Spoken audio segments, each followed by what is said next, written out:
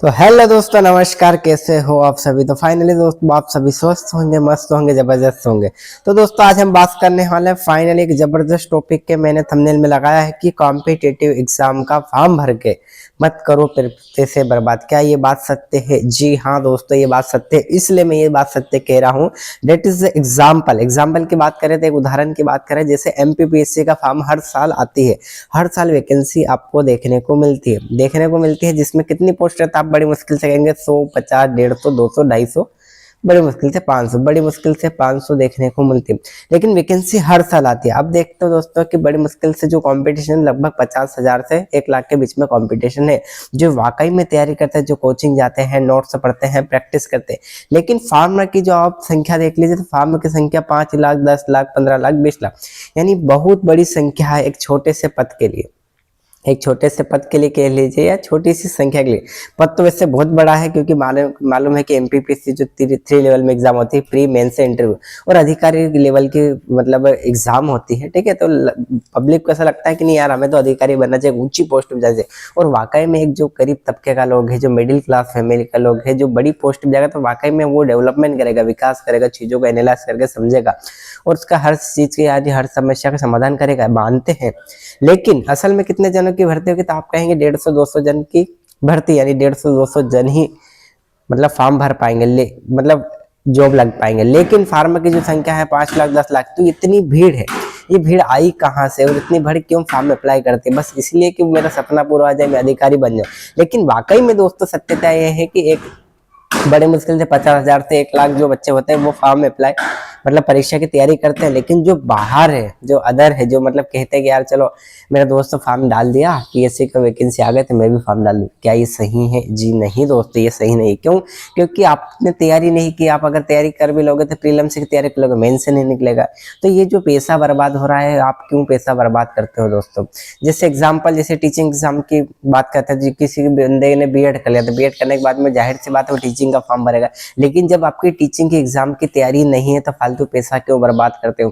क्योंकि form apply करने के लिए कम से कम 300 से 500 रुपए आपको लग जाते हैं फॉर्म अप्लाई करने के लिए। उसके बाद जब आपके एग्जाम आता है तो एडमिट कराने के बाद में आपको एग्जाम सेंटर जैसे भोपाल दे दिया गया, उज्जैन दे दिया गया, सीहोर, खरगोन दे दिया, खंडवा दे दिया गया। ठीक है, तो अदर सिटी में, अलग अलग सिटी में आपको एग्जाम देने के लिए जाना पड़ता है। वहां जाने के लिए नॉर्मली ये मान के चलो कि 1,000 रुपए का खर्चा आएगा और प्लस आपने जो फॉर्म मिलेगा 1,500 रुपए। और जब आपने वो पैसा खर्च किया और उसका आपको लाभ ही नहीं मिला तो मतलब क्या? ये पैसे पानी की तरफ बहा रहे हो आप।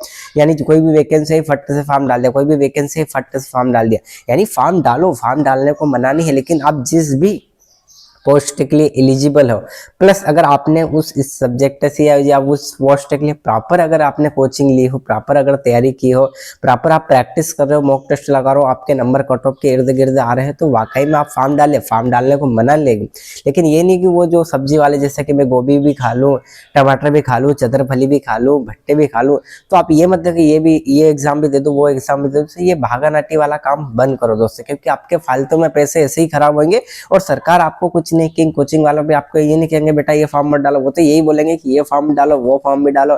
क्यों? क्योंकि उनको रेवेन्यू प्राप्त हो रहा है, उनको राजस्व मिल रहा है, या कहते हैं टैक्स, सरकार को टैक्स से मिल रहा है और कोचिंग को पैसे मिल रहे हैं। क्योंकि अगर आप फॉर्म डालना बंद कर दोगे तो फॉर्म के एग्जाम नहीं दोगे तो फिर कोर्स उनका नहीं बेचा जाएगा, कोर्स कोई नहीं खरीदेगा।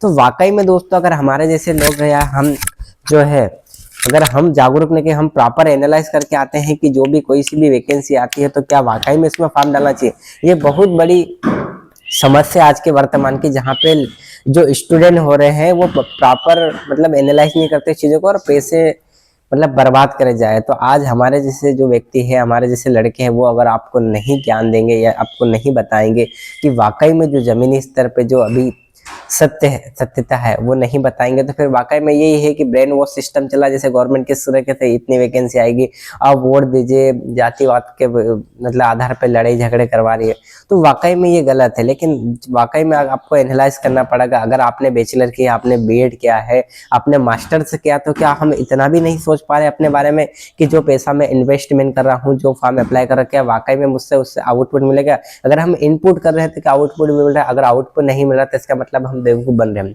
यानी हम बेवकूफ है कि हमारे करियर के बारे में हम सोच नहीं पा रहे कि हमें क्या करना चाहिए, क्या नहीं करना चाहिए। अक्सर यही बात मैं बोल रहा हूँ कि मतलब सीधा सा फंडा ये है कि अगर आपने तैयारी की है उस सब्जेक्ट से, या आप उस पोस्ट के लिए जा रहे हो कि अगर मुझे पटवारी बनना है और पटवारी का आपने प्रॉपर सिलेबस कंप्लीट किया है, कोचिंग की है, और वाकई में आपने मतलब जबरदस्त तैयारी करके आपके मॉक टेस्ट में नंबर आ रहे हैं, तो वाकई में आपको एग्जाम देना चाहिए और कॉम्पिटिशन एग्जाम का फॉर्म जरूर भरना चाहिए। लेकिन अगर आपकी तैयारी नहीं है, आपके रिश्तेदार ने बोल दिया कि पीएससी का फॉर्म होगा वो डाल, आपके रिश्तेदार ने बोला कि टीचिंग एग्जाम के वो आ गए, आपने वो डाल दिया, और वाकई में आपकी तैयारी नहीं है, तो वो फॉर्म डालने से कोई मतलब नहीं है, क्योंकि आपने इनपुट करेंगे, आउटपुट आपको 1 रुपये का भी मतलब कुछ फायदा नहीं होगा। तो वाकई में दोस्तों ये बात की सत्यता है। कोई सा भी फॉर्म भरने से पहले एक बार जरूर सोचेगा कि क्या मैं ये एग्जाम क्वालिफाई कर पाऊंगा, क्या मैं ये फॉर्म डालने से मुझे इसका आउटपुट मिलेगा, कुछ लाभ मिलेगा। अगर आपको लाभ मिलता है और वाकई में आप चाहते हैं कि 100 में से 90% चांस है कि मैं क्वालिफाई एग्जाम कर दूंगा, तो वाकई में आपके जो फॉर्म डालोगे और जो पैसा इन्वेस्टमेंट कर रहे हो, तो वाकई में उसका लाभ मिलेगा। तो मतलब लाभ मिलेगा तो फिर कोई दिक्कत नहीं फॉर्म डालने से। लेकिन अगर आपने बिना तैयारी, बिना सोचे समझे कि बस एमपी पुलिस की तैयारी आ गए, भागे चले गए, दौड़े चले गए, एमपी वाला बोला भैया भैया यार ये तो एनटीपीसी की भर्ती आई है, एसएससी की भर्ती आई है, टीचिंग की भर्ती आई है, पटवारी की भर्ती आई है, एसआई की भर्ती आई है, अरे भैया फॉर्म डाल दो यार, मेरा तो बैचलर कंप्लीट। तो वाकई में आप बेवकूफ बन रहे हो। आप अपने बारे में वाकई में एनालाइज नहीं कर रहे, प्रॉपर एनालाइज कीजिए, क्योंकि आप शिक्षित हो, ठीक है, आप शिक्षित व्यक्ति हो, आप ज्ञानी व्यक्ति हो, तो आप प्रॉपर से एनालाइज कीजिए और फिर जाके देखिए कि क्या मैं जो चीज करने जा रहा हूँ या जो फॉर्म अप्लाई करने जा रहा हूँ, क्या वाकई में उसका मुझे लाभ मिलेगा। ठीक है, तो जरूर सोचेगा एक बार। अगर मेरी बात आपको सही लगे तो लाइक शेयर सब्सक्राइब जरूर करेगा, और उन दोस्तों तक जरूर ये वीडियो पहुंचाइएगा ताकि वह भी इस तरीके से बेवकूफ ना बन पाए, इस तरह से गुमराह हो पाए कि जिस फॉर्म के लिए आप अप्लाई करो, जिस भी पोस्ट के लिए आप अप्लाई करो, कि आपकी वाकई में तैयारी है। अगर आपकी वाकई में तैयारी हो तो आप उस फॉर्म को अप्लाई करिए, अगर नहीं तैयारी हो तो वो फॉर्म मत अप्लाई करिए, क्योंकि फालतू आप पैसा बर्बाद करोगे। 500 रुपये फॉर्म में कर दोगे, 1000 रुपये वापस सेंटर में एग्जाम देने जाओगे, और वहां से आके फिर वही रोते रहते आएंगे कि भैया मेरे 100 में से 40 नंबर आए, इसलिए कि आपने तैयारी नहीं किया। तैयारी करते हैं तो वाकई में अच्छी कंडीशन में अच्छे नंबर आप लाते हैं। ठीक है दोस्तों, वीडियो पसंद आए तो लाइक शेयर सब्सक्राइब जरूर करेगा, खासकर उन दोस्तों को जो कंपटीशन एग्जाम की तैयारी कर रहे हैं और जो बिना तैयारी करके फॉर्म अप्लाई करें, उनको तो खास करके करिएगा। ठीक है दोस्तों, मिलते हैं नेक्स्ट वीडियो में, धन्यवाद।